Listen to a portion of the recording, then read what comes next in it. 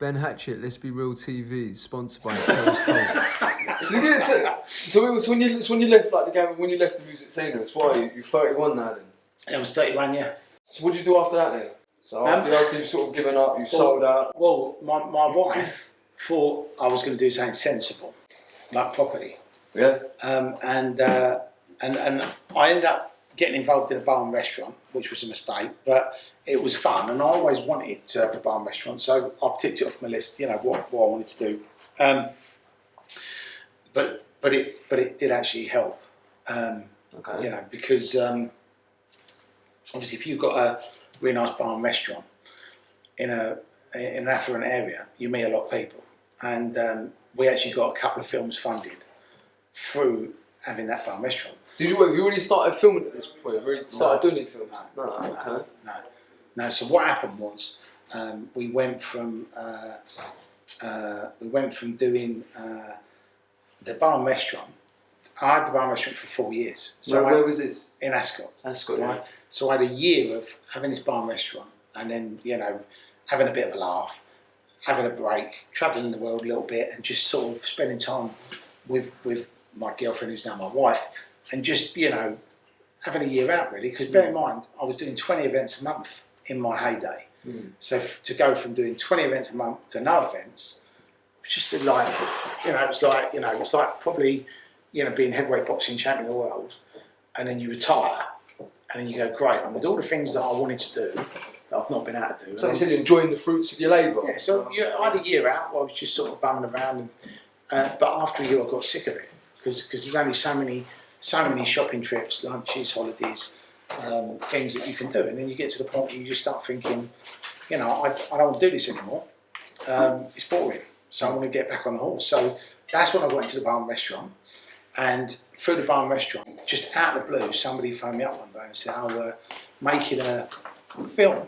Do you want to be in it?" And I was like, "Yeah, why not?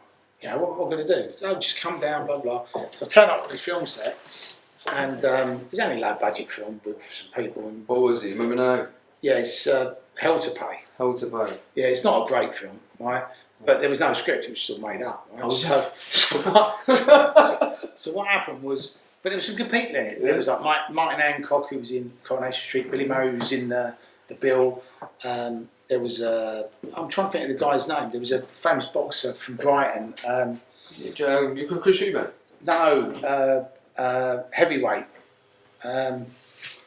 Scott Welsh. Okay, right? yeah. So Scott Welsh was in it, and he just came out. So he was in Snatch with Brad Pitt, right? He played Gorgeous George as well. Gorgeous, yeah, no, exactly. Yeah. So he was in it, and there was all these other. That might not be the right character, but whatever he played in it, he played one of the boxers, one of the bare knuckle fighters in Snatch. Yeah. So there was also Andy Beckwith, who was in Snatch. So there was this ensemble cast of these people that have all been in like Lock, Stock, Snatch, the Bill, EastEnders, and bear in mind, I was a rave promoter, so I've gone from promoting raves to being on this film set with all these like movie stars and TV stars. So I was like, this is pretty cool. Yeah. And there was a scene where there was this world kickboxing champion, and they said, "Oh, can you just mug him off?" Right? So yeah, sure. So I just spent like 20 minutes just coating this bloke, like coating him, and then he was sitting there and he was getting more and more angry, you know what I mean? And the director was just laughing and laughing. He's going, "That's so funny." He's going, "Oh, we'll keep that in the film." And then afterwards he went, "Oh," he said, "You know he's a world kickboxing champion, don't you?" I was like, "Well, I don't, but thanks for letting me know." I wouldn't have coated him that much if I'd have known. But then we did. The guy said, "I like this guy. Let's put him in a little bit more." So I only had like 5 scenes in the film, but it was enough to really, stand out in the film. And then because I met these actors, Billy Murray sort of put his arm around me and went, "Look, he said, I think you've got something. You should, maybe consider acting." And I was like, "Oh, that sounds all right." So I've gone home thinking, I'm going to be an actor now. And I sort of thought, how do I become an actor? Get some pictures, write a letter to some agents. So I got some pictures done, wrote some letters, 300 actually, because that's how many fucking agents there are in England, believe it or not. There's not that much work, but it's 300 agents, right? And I sent all these letters out, and then literally I had 5 or 6 yeses. And some no responses, and then some we'd like to you're not right, or you've got someone like you. So I thought, wow, I've got 5. So what I did was I looked at these 5, and then I did a bit of research on them, and they were like decent agencies. They weren't like the top ones, but they were like decent. Yeah. So I thought, you know what, I'm going to go and meet them. So I met them, and one of them I really liked, and that was the best one. So I signed with them. They got me an audition in EastEnders, and I did a bit in My Family with Robert Lindsay. Well, did you go into EastEnders? Yeah, just for 2 episodes. Oh, yeah. Yeah, so I did that, did the bill. So I was doing like... It's not bad though, isn't it? You think you're just one little film to go straight into sort of EastEnders, even with a couple of episodes. But the issue was, right, and this is really heads up for all actors really, you know, if you have been at drama school and you've got some pictures done and you go, I want to get an agent, they always say, go show, have you got anything I can see? So that they can see whether you can act or not. But because I'd already done this film, I already had the scenes from the film, so I could go, there's my showreel, right, without doing any acting, right? So I kind of cheated really, and I was lucky that I had the opportunity, because without the opportunity, I wouldn't have got an agent, because I wouldn't have had a showreel. Because I had a showreel, I sent it to EastEnders, we'll see him. And then I did some like part-time acting courses. And then after a year, I thought, you know, I should really do a proper acting course. So I did a 2-year acting course. So I had to go back to school really. But in between doing that, I had this bar and restaurant, and then I started to get scripts, because after a year, I think I'd earned $6,000 in a year. And I remember sitting down and thinking, I made a fucking massive mistake here. I've gone from earning like proper money to $6,000 a year, right? Yeah. And you think, well, you know, some people would say, well, $6,000 a year is better than nothing. But when you've got a mortgage, a wife, kids, you know, $6,000 a year ain't gonna fucking do anything. So probably won't even pay the mortgage, right? So I thought, you know, thank God I sold my business, otherwise I wouldn't have had the money to sort of sustain it. And then I just thought, you know, and I remember sitting in this place called the Actors Centre, and there's where all these sort of unemployed actors go and, you know, hone their craft. And I remember sitting around a table with 8 of them after this class, and I said to one of them, you know, how do you actually stay alive?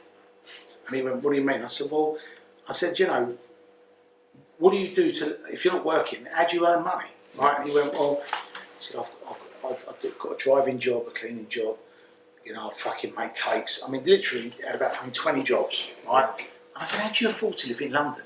Right? And he went, well, he said, we'll sleep in this fucking 1-bed flat, there's about 8 of us, right? We're not fucking, what are they called, you know, little beds that you sleep in. Beds and shit. Yeah, or you know, when you're in a tent, you know, in little, like, I don't remember what they're called. You know, the little, they've even got a fucking bed, it's just like a thing they just get. Sleeping bag. It's just a sleeping bag on the floor, right? And I was like, are you being serious? He was like, yes, because if I get an audition, I've got to go and have that audition, hoping I'm going to get a job. And, you know, if I don't, and all these little jobs gives me the opportunity, because you never get any notice. So I get a call now saying I could do an audition tomorrow at 9 o'clock. They don't say to you, I'm next week. It's like fucking. Is it all as that it's works? like literally 4 o'clock in the afternoon. What are you doing tomorrow? You got to get into London. Here's a script. Can you do?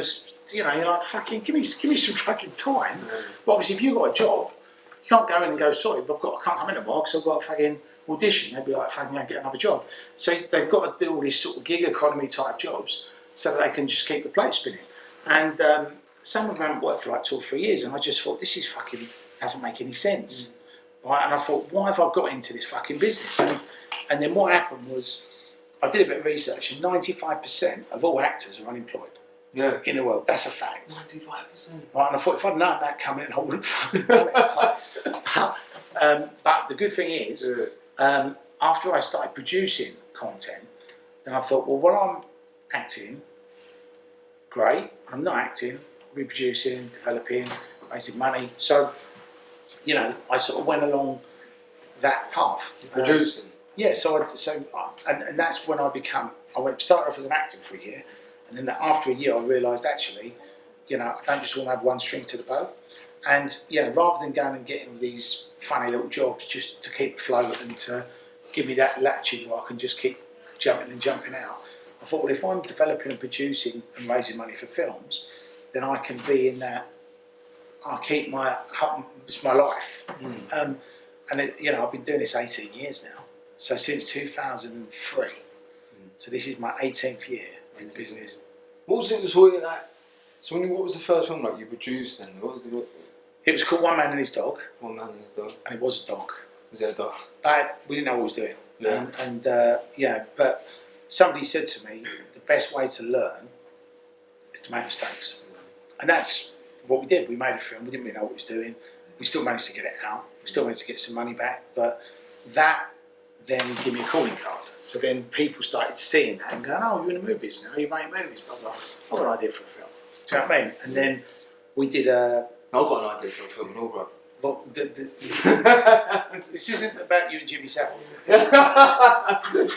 I've just come here to picture. I've just got to tell you just to picture my film. Is it you and Jimmy Savile, you and Ralph Harris, or you and Peter Sutcliffe? Oh, me getting mugged off. That's what it is. But seriously, the everybody needs ideas. Everybody needs content, and you'll be surprised when people know you're in that game. Yeah. You get offered. Oh yeah, I've got a film. Oh, I've got a book. I know I've got a good story. The reality is 99% of the stories are good, but the thing is, they don't make good films. And some of the films that I've done, which I thought that would make a great story. I mean, one of them was Rolling with the Nines, which was based on. I remember that. I remember Rolling with the Nines. I've seen that was based on actual events in London, with the black on black gun crime, with Trident, with all the sort of stuff that was happening in the scene. And we had. Did you produce it? Yeah. That was my film. I developed it, produced it, raised the money for it, and that gave BAFTA nominated, One Rain Dance. But the problem It's still a classic, that film, though, man. Do you know what I mean? One of the true sort of London gritty, sort of real reality crime sort of films. The problem with that is, though, I got mugged off in that film because what happened was I put everything together. I helped raise the money. I helped get the script out. I brought the writers in, the directors, and I helped doing the casting. But then what happened was, because I was green, right, I took an executive producer credit. Right, and I did that on the first one as well because I thought when you say executive producer, it sounds like you're really important, but it's actually a shit credit. It's good in TV, but in film it's no good. The producer's the credit you want. Yeah. So when the film got BAFTA nominated, everyone's going, "Oh yeah, we're BAFTA nominated," and I'm like, "What about me? You're an executive producer. You don't. What do you mean I don't fucking get it? It's my fucking film. Do you know what I mean?" But that annoyed me slightly, and then from there, we developed Rise of the Foot Soldier. And then that was the film that sort of made me as an actor and as a producer. And it's been 5 of them now. In total now I've been in 34. I've done 34 different TV shows, films. Yeah, I've seen a few films. Even like you was in that Another Hood. Even though some of us seen that. Yeah, we've just that. That was one of us as well. But that was a massive hit. Yeah. But then you look at. The tough thing about film is you have the best scripts and sometimes the films don't fucking work, right? And it's like Another Hood, right? We made it for 600 grand. It was basically a film shot on the council. Did you produce that as well? Yeah. Oh, you produced right, but it was 600 grand movie, right? Yeah. We got Tiny Temper done the Pass Out song, right? And when the film came out, that was at number 1, right? That was fucking luck. We didn't have a crystal ball. We didn't know it was going to happen, but it was just luck that happened. And then people went, "Oh wow," and the film, went really well. But the thing is, with Rise of the Foot Soldier, when we made that film, we didn't know that was going to become a cult movie. We were told, "Don't make that film." They told you not to make it. Don't make it. It's shit. You've got the bloke from EastEnders in it. There's nobody knows any of the actors in it. Don't fucking make it. It's going to be a disaster. It's fucking, no one's interested. They've already done their Six Boys. We were like, but this is like fucking Football Factory. I mean, it's good for this. It's a fucking good film. No, it should be a TV show. I mean, literally, I went around with that film for a year being told, no, don't make it, recast it, you need this, you need that. And thank God that by an act of fate or an act of God or whatever you want to call it, that we managed to get it made. Because there's so many films like that where people are going around trying to get them off. And because people say, no, it's shit, or we don't like it, they just go, maybe I won't do it then. And then they just bin it. But, I've been absolutely 100% sure something was going to be a success. Did you know that film was going to be a classic? But what I'm saying is, when you're doing this stuff, that's the beauty about film. Yeah. You don't know, even though people say there's a formula, there isn't really. right? There's the formula is you need to have a good script, you need a good director, you need good actors, you need a good cameraman. So you need a good team, right? You do need that. But the reality is, right, it all depends on when the film's released, what other films are out, whether the critics like it. There's like 100 reasons why that film may not work, and they are all out of your control. So there's parts of the film business that you can control, there's parts you can't. But that's what makes it exciting. So every time I make a film, I'm like, this is going to be the one, right? Yeah. Because otherwise I wouldn't be making it. But I don't know that. Do you know what I mean? So. But something's got to give you intuition, though. There's got to be something. But again, your films have been successful, isn't it? Like? But the thing is, you can look at a film, and you might say that film's been a big success, right? It might not have been a success financially, but it could be a fucking amazing film, right? Yeah. But then there's what about Rise of the Foot Soldier? Was that a success financially? Yeah, I mean, there's five. That was still DVD as well. That was still DVD. But there's been 5 of them, so that just goes on and goes on and goes on, right? But it's finding the next one of them. Yeah. And it's like everyone wants to find the next one of them. And we're Ben Hatchett, the movie. Right? You never know. No. You never know. It could be, right? But the thing is, when we made that film, we did not know what it was going to do. No. And then especially after a year of people telling you fucking no. Did that ever get in your head like thinking I might sack this off? No, do you know what annoyed me? This is the most annoying thing for me, right? So I produce a film, I create a film, I act in the film, right? It's a big success. Then I don't get anything off of it.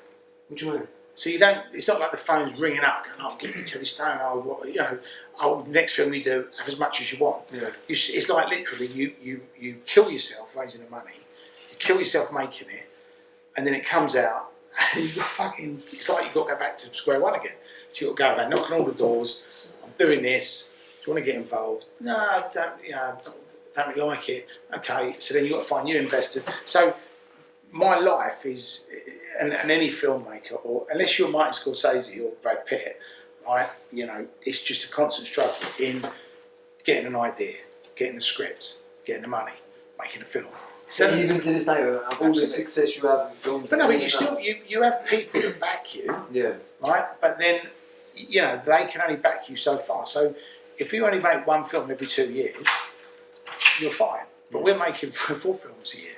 So we've gone from 1 every 2 years to 3 or 4 years. So if you're doing that amount of content, you obviously need more money, and then you need more. It just goes like that. I know there will be a point when Netflix or Amazon or Sony or whoever comes around and puts their arm around you and goes, right, we want to partner up with you. Is all the funding you want, whatever. But the only problem with that is the people that have been supporting me over the years in these films. What about them? So I think, I would, when that happens, I think my thing would be great. But, I'd rather you put money. So if a film was going to cost $5 million, they went, we'll give you 2.5, right? So then I can go to my investors. If you put in some money, you got half of it guaranteed by the studio. Yeah. Do you know what I mean? So then that takes away off their risk, but then they know the studio's behind it. So I think that would be the deal I prefer to do. Yeah. If I was going to do it, But at the moment, we just finished Rise of the Foot Soldier number 5. Yeah. Tony Tuck's story, which is my story. Seen the film, and it's the best one. You want to be the best one? I mean, you've got this fucking huge cast: Vinnie Jones, Keith Allen, the original Foot Soldier guys. But they've really just gone out. Literally, just like we just gone right. Let's make this epic. And let's fucking cast it with the best cast. Let's make this like the best one. So we've gone all guns blazing on that. We've just finished a film. It's being edited now called The Last Heist. Yeah. Which is like Reservoir Dogs set in the afterlife. Which again is another, again it's got me and a few of the other actors from Foot Soldier in. So when Foot Soldier comes out, that'd be a film that bounces off of Foot Soldier. Yeah. And then we've got some Christmas movies. We've got a Christmas movie we're working on, and we've also got a animated TV series that we're working on, and we've got a computer game, and the computer game is the Rise of the Foot Soldier computer. Oh, yeah. So if you've ever wanted to play one of your favourite characters. Well, my favourite character is obviously Tony Tucker. Oh, of course, you know what I mean? yeah. Yeah. Listen, that doesn't make you a bad person. But was it the hair or the muscle suit? What was it? I think it's your love and friendship with Craig Rolfe. You know what I mean? I think it's just how close you two are. But that game is really exciting for us because people would say over the years, I'd love to. That make a good Grand Theft Auto type game. I was just about to say, I see it like GTA. When you're just about to think saying it's like English GTA sort of. If you played the first version of that GTA, it was like an early one. Yeah. You know what I mean? So if you look at the original GTA, it's like a real, 2D. Are we going about the one on the PlayStation 1 where you're looking down at the thing? Yeah, that's what it was. Just a real basic game, and you looked at it, and if you looked at the new one now and looked at that, you go, well, how does that go from that to that? Yeah. But it did, and it's the most successful game, and everybody in that gaming space all want another Grand Theft Auto. So I don't know if the Rise of the Foot Soldier game would be it, but I'm hoping it will be. So we're gonna give it a best shot. Yeah. That sounds like that's gonna be a cracker, though, isn't it?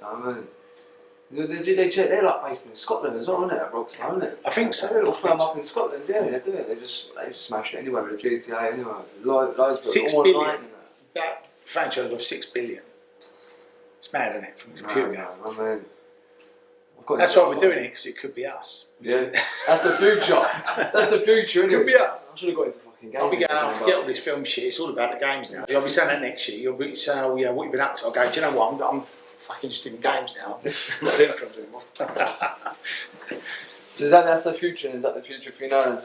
Well, who knows? I mean, I've just signed with a manager in America, and obviously with this Foot Soldier film, we've got interest in a couple of studios that want to buy the rest of the world on it. So, that could be really interesting. But, with this business, you never kind of know when your time's going to be, and I think my time's going to be this year and next year. But again, I've been doing this for 18 years.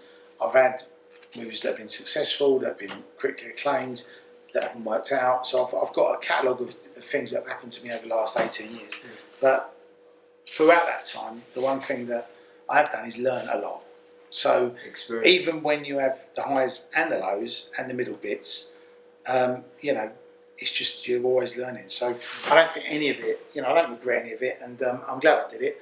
I think from a personal standpoint, I'd have liked it to have happened a bit quicker. But I remember when I went to this acting school for 2 years and did this Meisner Technique, there's a guy in New York called Sanford Meisner, and he was one of the sort of acclaimed acting coaches of the 70s, where you had, the guy who did the method, you had the guy who did the Meisner, you had the Lee Strasberg, so you had all these like sort of famous acting coaches who all had the best method, so you had all the, De Niro's, the Marlon Brando's, and all that's the one. No, this is the one. So everybody had their favourite coach, but I like the Meisner Technique. What was that?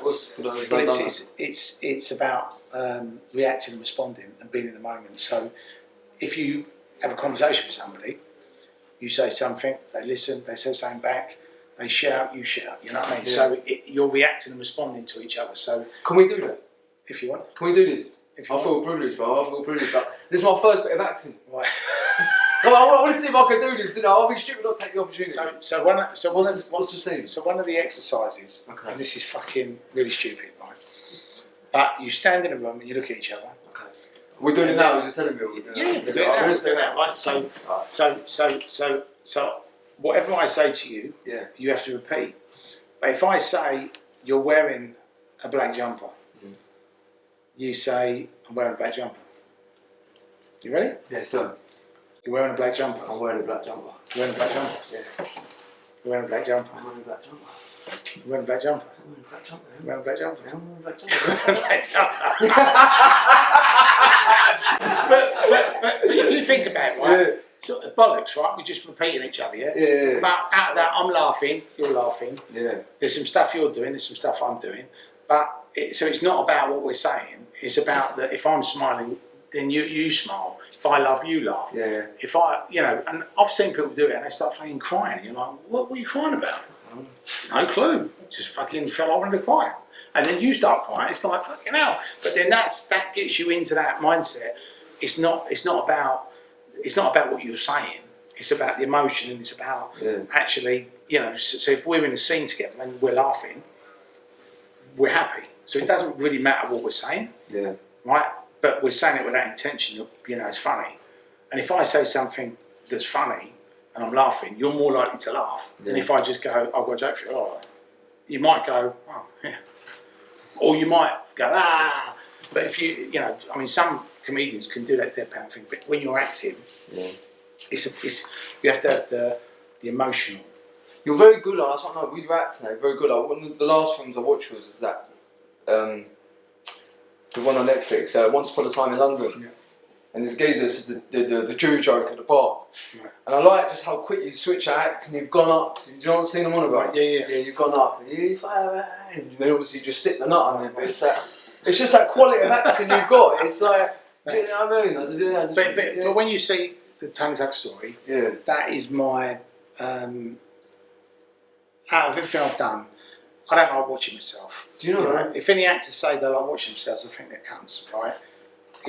Hang on a second, I'm just going to watch myself on TV. Yeah. Right? And go, what's fucking wrong with this guy, right? So I don't think some actors might do, but I don't like watching myself, right? But people said to me, you've got to watch it. And you've got to see what you're doing and say to yourself, could I have done that better? Would I have changed anything? So use it as a learning tool. So you're not sitting there watching yourself going, oh, look at me, I'm in a film or whatever. Yeah. You're watching it going, could I have done that any better? So you're like analysing your performance. And then when you do it again, in the back of your head, you're thinking, actually, I can do this. You know what I mean? I can change it up. And when you watch the Tongue Tuck story, that's the only film I've done in 18 years when I watch it and I'm just going, fucking hell. There's nothing in it that I could have changed. And look, when you have people, Vinnie Jones, Keith Allen, the director, the producers that were on the film with me, all going, that's the best fucking work you've ever done as an actor. It says a lot. And you watch it and you go, there's nothing I'd change it. It's nothing I can't do anything else, right? And the beautiful thing is, when the Foot Soldier fans see this film, they're not going to know what's in it because they're going to go in going, oh, we just watched Foot Soldier, not bad. And Tony's all funny and what it's going to be great, it's Rolfie and fucking Phil. Yeah. When they actually watch it, they're going to go, fucking hell, because there's bits of it that are fucking terrifying, there's bits of it that are funny. But what people have got to remember when they watch this film, this ain't fucking Rise of the Foot Soldier 5 after Marbella. This is like before the first one. Yeah. So this is the prequel. So this is like when he was in the army, when he came out of the army, how he actually met Craig Rolfe, how he met Pat Tate, how he meets Cohen, how he meets all these people. So this is like the prequel. This is like the Tongue Tuck story. So it's all about Tony Tucker. So he was anti-drugs. He was fucking. He was in the army. So I don't know. But that's what I'm saying. So all the fans don't know this stuff, right? So they're going to go into it going, oh, this will be great. We'll watch Tony and Craig fucking about. Going, oh, Tony Craig and all that. But then when they watch it, they're going to go, he was in the army. Yeah. Oh, fucking hell, that's how we met Craig. Oh, that's how. Oh, right. So what it does, how did he meet Nigel Benn? When you watch the fourth one, Nigel. It's with Nigel, and you're like, well, how did that happen? Right? But Tony Tucker did look after Nigel Benn, and he met him in Legends nightclub. Right? So this is literally all the pieces that. It's because if you watch the first Foot Soldier, it's really about Carlton. Yeah. And then the Essex boys turn up and they get killed. And then the second one was what Carlton did after that. And then the third one was more about Pat Tate. And the fourth one was kind of largely it was like Only Fools and Horses meet Scarface. It was a comedy. Yeah. Right? So I don't know how much of that really happened. I think it was more of an entertainment piece. Yeah. But then when on the Facebook fan page, I think we've got just under 250,000 fans. And we just went, we're making another Foot Soldier film. What do you want to see? Tongue Tuck story. That was the film everyone wanted to see after Marbella. Yeah. So we went, okay, well let's find out what Tony did and where he come from that the fans don't know. Was it hard when you were doing the research on Tony? Because obviously you're Tony Tucker, isn't it? Well, no, do you know something? I did research, but the thing is, the real research was done in the writing, where they actually said Tony Tucker's in the army. Tony Tucker come back from the Falklands. He went on the door, and when he was on the door, you know, he discovered. A lot of people said they thought, you know, he had some sort of form of PTSD, because obviously if you come from the Falklands where you see your mates' arms and legs get blown off, and you've seen people getting killed, we don't know how hard you are or how mad you are, it's going to have some sort of effect on you. And then you come back, you're working on the door, and then, you know, what could go wrong when you start taking fucking steroids and sniffing coke, and then hanging around with a load of fucking degenerates and taking drugs, and, you know, if you've got PTSD, it's going to make things, it's going to amplify it and make it even worse. So I think one of the good things about this film is you delve into that without delving into it, because obviously PTSD and mental health issues weren't a thing back then. No. Right, so I think when people watch this film, they'll see all this stuff and they'll be like, fucking hell, wow, you know. And you know, you'll watch it and you'll take things from it that you might watch it and go, well, no, I didn't see that, I saw this. But it's quite a complex piece, but it's entertaining, super violent. You know, it's more violent and more darker than the first one. So big statements. yeah. When the director pulled me up and he said, you know, this is the film I want to make. And he said, have you seen the Joker? And I went, yeah. He said, I want to make the Joker, but like fucking Tony Tuck story. Yeah. And I just thought, well, that was a £100 million film with Joker in Phoenix, yeah. So if you're telling me you're going to make this like that, yeah, it's a big fucking statement. But I'm going to go along for the ride, and just, if that's what you're saying, I'll just go along with it. And then after like 2 weeks of being on the set with this guy, I was like, he's fucking doing it. Yeah. And then you start seeing some of the footage, and you're like, that's fucking horrible. Yeah. I mean, really just horrible. So when's it released now? Have you got a date? The film will be finished in June. June. And I think, all being well, they're going to release it in the cinema end of October, beginning of November. Yeah. But who knows? I mean, you know, I'm hoping that we're not going to be locked up anymore. But if we are, then people have to fucking watch it on Sky, don't they? Yeah. But it's not the same as going to cinema. So No. fingers crossed we'll all be able to go to the cinema. I'll get an invite. Yeah, of course. Well, you'll become Dave. So you'll be I know. That's I think that's everything today, man. But yeah, brilliant. Well, Ben, thanks for having us. No, listen, thank you It's good so to much meet you, for mate. doing this, bro. I appreciate it. No, appreciate it. And, you know, it's good. It was good to be on your show. No, brilliant. It means a lot, man, coming in. But I just want to say one last thing, like, because, you know, obviously me being away a long time, seeing your films and all that, and, you know, it's powerful, man, to be able to sit here and seeing you watching your DVDs and that, to sit here and have an opportunity to sit with you, like, it means a lot. Do you think I'm better looking in real life, or was I a disappointment, or? You was my favourite character, bro. I mean, we're leaving here, bro. No, because you know, I could have bought the wig today. We should have bought the wig, bro. Yeah, we could have done that. Quality, man. Thanks, dude, bro. Brilliant. No, it was good, wasn't it?